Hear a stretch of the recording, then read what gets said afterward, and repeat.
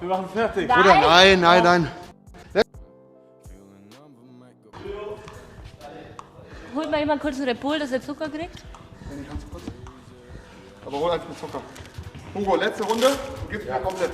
Wie viel wäre es normal noch? Es wären noch 3 Runden, aber mit noch der Zeit davor wären es sogar noch 4 gewesen. Also es ist schon zu stark.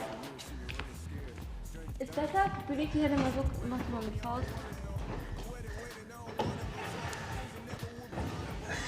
Das ist normal, du kriegst jetzt Zucker, du bist vielleicht auch ein bisschen. Sonst irgendwas außer der. Komm, Beto, der geht rein. Erst wenn er am Boden liegt. Würdest du reingehen?